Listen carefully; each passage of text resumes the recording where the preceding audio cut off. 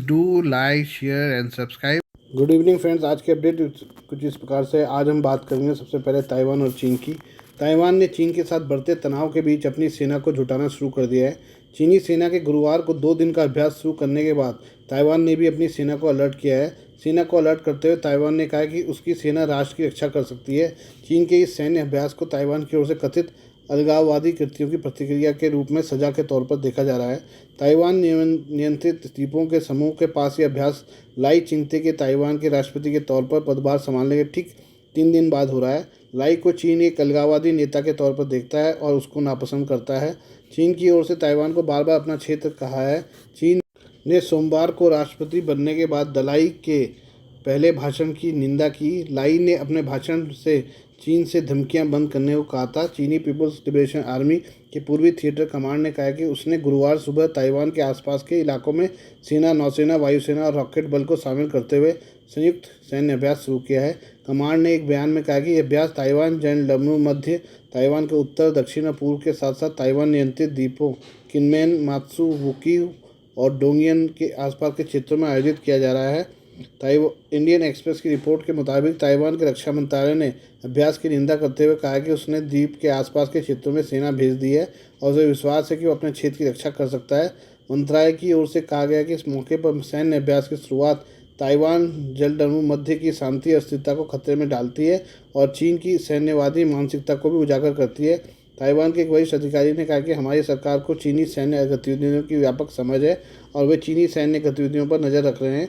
चीन की सेना ने कहा कि अभ्यास संयुक्त समुद्री, हवा युद्ध, तत्परता, गश्ती, प्रमुख लक्ष्यों पर सटीक हमले और बलों की संयुक्त वास्तविक युद्ध क्षमताओं का परीक्षण करने के लिए द्वीप श्रृंखला के अंदर और बाहर एकीकृत संचालन पर केंद्रित है। यह ताइवान स्वतंत्रता बलों के अलगाववादी कृत्यों के लिए कड़ी सजा है और बाहरी ताकतों के हस्तक्षेप और उकसावे के खिलाफ एक कड़ी चेतावनी भी है। आइए हम बात करते हैं दिवंगत राष्ट्रपति ईरान के, जो क्रूरता के लिए मिसाल थे। इतिहास कभी किसी को माफ़ नहीं करता, कम से कम ईरान के मरहूम राष्ट्रपति इब्राहिम रईसी की तो कभी भी नहीं।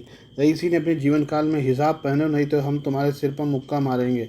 मुसलमान हो या मार्क्सवादी, राजनीतिक विरोधियों का अंत अल्लाह की इच्छा है जैसे नारे गढ़े और कानून का बेजा इस्तेमाल कर हज़ारों लोगों को मौत की नींद सुला दिया।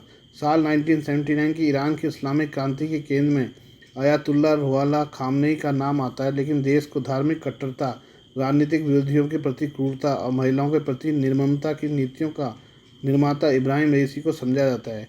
इब्राहिम रईसी अपने देश में इतने बदनाम रहे हैं कि उनके बारे में कहा जाता है कि उन्होंने हज़ारों लोगों को फांसी देकर ईरान के युवाओं की एक पीढ़ी को ही ख़त्म कर दिया। यही नहीं, रईसी ने राजनीतिक कार्यकर्ताओं की एक पीढ़ी को ख़त्म कर दिया जो संभवतः सत्ता का विरोध कर सकते थे। साल 1980 के दशक की शुरुआत में ईरान में हज़ारों युवाओं पर मुकदमा चलाया गया, उन्हें जेल की सज़ा सुनाई गई। कई पत्रकार, उत्साही और लोकतंत्र के समर्थक, पेपर बांटने वाले, हॉकर, प्रदर्शनों में भाग लेने या कैदियों के परिवारों के लिए धन इकट्ठा करने वालों को गंभीर अपराधी बताया गया और जेल में डाल दिया गया। गिरफ्तारी के समय कई किशोर या 20 वर्ष के आयु के छात्र थे। ईरान का कानून विलायत ए फ़कीह शियावात के उस सिद्धांत पर चलता है जिसके अनुसार एक प्रमुख शिया मौलवी को नए गणराज्य का नेतृत्व करना चाहिए। इस सिद्धांत के बूते आयतुल्ला रुहोल्लाह खामनेई कई दशकों से देश के सर्वोच्च नेता बने हुए हैं और उसकी स्वीकार्यता को बनाए रखने के लिए इब्राहिम रईसी ने इस्लामिक कानून के नाम पर विरोधियों को जो उत्पीड़न और अपराध किए वो मानवता पर कलंक है। अपनी युवा अवस्था में पश्चिमी देशों से समर्थित मोहम्मद रेजा शाह को सत्ता से बेदखल करने और धार्मिक अतिवाद फैलाने की इब्राहिम रईसी की प्रतिभा से प्रभावित होकर खामनेई ने उन्हें महाअभियोजक बना दिया था। वे ईरान की उस डेथ कमेटी में प्रभावी बन गए जिन्होंने कानून का इस्तेमाल राजनीतिक विरोधियों को ख़त्म करने के लिए किया। साल 1980 के दशक में ईरान इराक युद्ध में सुन्नी, कुर्द और वामपंथी विचारधारा को देश के खिलाफ अपराध बताया गया। इसे ईरान में शियावात को स्थापित करने का अवसर बना दिया गया। देश के सबसे बड़े धार्मिक गुरु आयतुल्ला रुहोल्लाह खामनेई ने एक फतवा जारी कर आदेश दिया कि विपक्ष के समर्थन में ढिड़ रहने वाले और अल्लाह के विरुद्ध युद्ध छेड़ने वाले सभी कैदियों को फांसी की सज़ा दी जाए। एमनेस्टी इंटरनेशनल ने कहा कि कैदियों को फांसी देने के निर्णय अत्यधिक मनमाने थे। जेल में सज़ा पूरी कर चुके और रिहाई के हकदार हज़ारों पुरुषों और महिलाओं को फांसी पर लटका दिया गया। खुमैनी के उत्तराधिकार लंबे समय तक उनके शिष्य रहे आयतुल्ला अली मोंटेजरी ने सामूहिक फांसी की घटनाओं को इस्लामिक गणराज्य के इतिहास में सबसे बड़ा अपराध बताते हुए कहा कि हत्या करके विचारधारा के खिलाफ लड़ना पूरी तरह गलत है। नरसंहार और राजनीतिक उत्पीड़न को लेकर खुमैनी के साथ तनातनी और राजनीतिक उत्पीड़न के दबाव में अतः मार्च 1989 में मोंटेजरी को इस्तीफा देने के लिए मजबूर कर दिया गया। वहीं इब्राहिम रईसी ने इसे अल्लाह के आदेश का पालन करने पर गर्व जैसा बताया। 21 जून 2021 को निर्वाचित राष्ट्रपति के रूप में इब्राहिम रईसी ने अपनी पहली प्रेस कॉन्फ्रेंस में नरसंहार को प्रशंसनीय और न्याय के लिए जरूरी बताकर संदेश देने की कोशिश की थी कि वे भविष्य में भी सुधार पसंद करने वाले ईरानियों को कुचलने से परहेज नहीं करेंगे। राष्ट्रपति के रूप में रईसी ने राजनीतिक हत्याओं पर कोई अफसोस जताने से परहेज करते हुए अपने कृत्यों का बचाव किया और कहा कि मुझे अब तक रहे हर पद पर मानवाधिकार की रक्षा करने पर गर्व है। साल 1988 के बाद से मानवाधिकार समूह, पश्चिमी सरकारों और संयुक्त राष्ट्र ने बार बार नरसंहार की निंदा की और रईसी की भूमिका की जांच की मांग की, लेकिन ईरान ने इस पर कभी ध्यान नहीं दिया। इब्राहिम रईसी के शिकार कैदियों के परिजन भी हुए। राजनीतिक कैदियों से पारिवारिक मुलाकातें निलंबित कर दी गई, उन्हें फांसी की कोई जानकारी कभी नहीं दी गई। रिश्तेदार नियमित मुलाकात के दिनों में जेल जाते थे, लेकिन जेल प्रहरियों द्वारा उन्हें लौटा दिया जाता था। कुछ लोग जेलों में कपड़े, दवाइयाँ या पैसे इस उम्मीद से लाते थे कि उन्हें अपने कैद रिश्तेदारों से एक हस्ताक्षरित रसीद मिल जाएगी जो यह संकेत देगी कि वे अभी भी जीवित हैं। फांसी के शिकार लोगों को सामूहिक कब्रों में दफनाया गया और परिजनों को उनकी कब्रों को लेकर कभी कुछ बताया नहीं गया। बाद में यह आदेश दिया गया कि अंतिम संस्कार या कोई अन्य शोक समारोह आयोजित नहीं करेंगे। इब्राहिम रईसी कहते थे कि जो अल्लाह से युद्ध करते हैं उन पर दया दिखाना मूर्खतापूर्ण है। साल 1999 में मानवाधिकार पर आधारित एक रिपोर्ट में दावा किया कि नशीले पदार्थों की तस्करी जैसे अपराधों के लिए जिन लोगों को फांसी दी गई उनमें से कई वास्तव में राजनीतिक असंतुष्ट थे। यही नहीं, सामूहिक कब्रों की वास्तविक संख्या छिपाई गई। ईरानी अधिकारियों ने अवशेषों के स्थान को छिपाने के लिए सार्वजनिक रूप से उपलब्ध दफन रजिस्ट्रों से अधिकांश पीड़ितों के नामों को भी बाहर कर दिया। इब्राहिम रईसी राष्ट्रपति बने तो हिजाब को लेकर सख्त पाबंदी के चलते देश भर से खूब विरोध प्रदर्शन हुआ। नैतिकता पुलिस ने कई महिलाओं को कोड़े से मारने की सजा दी, सैकड़ों महिलाएं मारी गई। इब्राहिम रईसी की मौत के बाद ईरान में सड़कों पर रईसी के सम्मान में सहज रूप से बड़ी संख्या में भीड़ नहीं जुटी। तमाम प्रतिबंधों के बाद भी लोगों ने रईसी पर तनकीय और खुशी का इजहार भी किया, कहते कि तानाशाहों की मौत पर सरकारी मातम होते हैं, खुशियाँ दिलों में होती हैं। ईरानियों का हाल कुछ ऐसा ही है। लोगों के मन में रईसी के कृत्यों के लिए बहुत गुस्सा और असहनीय दर्द है। इससे ईरान में मानवाधिकारों की रक्षा की उम्मीद अब भी बड़ी होगी। ये अब हम बात करें कनाडा की। खालिस्तानी आतंकी हरदीप सिंह निज्जर की मौत को लेकर भारत पर आरोप मढ़ने के बाद कनाडा ने अब फिर भारत पर निशाना साधा है। कनाडा अब एयर इंडिया बम धमाके में बरी हुए रिपुदमन सिंह मलिक के बेटे हरदीप मलिक की जान को खतरे को लेकर भारत पर उंगली उठाई है। रॉयल कैनेडियन माउंटेड पुलिस ने हरदीप मलिक की जान को खतरे को लेकर अलर्ट किया है। रॉयल कैनेडियन माउंटेड पुलिस ने ड्यूटी टू वार्न नोटिस भेजा है। यह पत्र कनाडा पुलिस द्वारा पिछले सप्ताह फ्रांस यात्रा के दौरान भेजा गया था, जिसमें लिखा कि आपराधिक साजिश के कारण हरदीप मलिक जान को खतरा हो सकता है।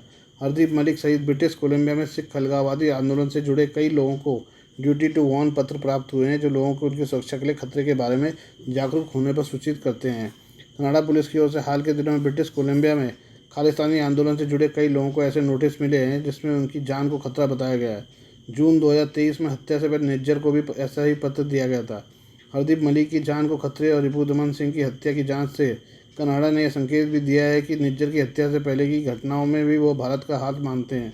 कनाडा की ओर से इस तरह के आरोपों के बाद हालिया समय में दोनों देशों के रिश्ते भी खराब हुए हैं। कनाडा ने हाल के समय में भारत पर लगातार गंभीर आरोप लगाए थे। खासतौर से हरदीप निज्जर की हत्या के में कनाडा सरकार ने भारत सरकार का हाथ होने की बात कही, जिससे दोनों देशों के बीच खटास पैदा की गई। इस मामले के बीच ही कनाडा सरकार ने रिपुदमन सिंह का मामला उठा दिया है। कनाडा पुलिस ने अपने एक और सिख नागरिक के जीवन को खतरा बताते हुए भारत की ओर संकेत किया है। साथ ही उसके पिता की हत्या में भारत के रोल की जांच करने की बात कही है। कनाडा पुलिस ने साल 1985 में एयर इंडिया के विमान में हुए घातक बम विस्फोटों के आरोपी रहे रिपुदमन सिंह मलिक के बेटे की जान को खतरा बताया है। रॉयल कैनेडियन माउंटेड पुलिस की ओर से आधिकारिक तौर पर जारी एक बयान में कहा गया कि हरदीप मलिक के जीवन को किसी साजिश के चलते खतरे हो सकता है।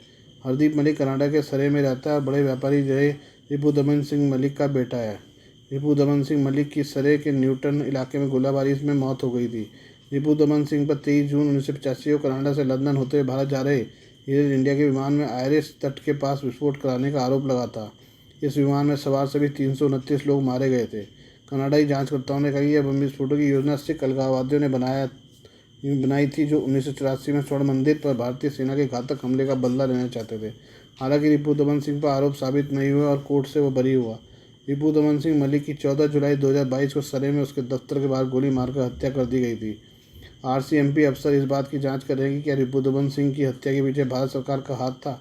आरसीएमपी का मानना है कि भारत सरकार पिछले साल प्रमुख सिख अलगाववादी हरदीप सिंह निज्जर की लक्षित हत्या में शामिल थी। सिंह मलिक की पत्नी और परिवार के दूसरे अन्य सदस्य पिछले हफ्ते फ्रांस में यात्रा कर रहे थे। इस दौरान आरसीएमपी ने हरदीप मलिक को लेटर जारी देते हुए चेतावनी दी कि आपराधिक साजिश से उसकी जान को खतरा हो सकता है। आरसीएमपी का ये पत्र किसी को उसकी सुरक्षा के लिए खतरे के बारे में जागरूक होने के बारे में कहता है। आज के लिए बस इतना ही, बाकी मिलते हैं कल आपसे नई खबरों के साथ। धन्यवाद।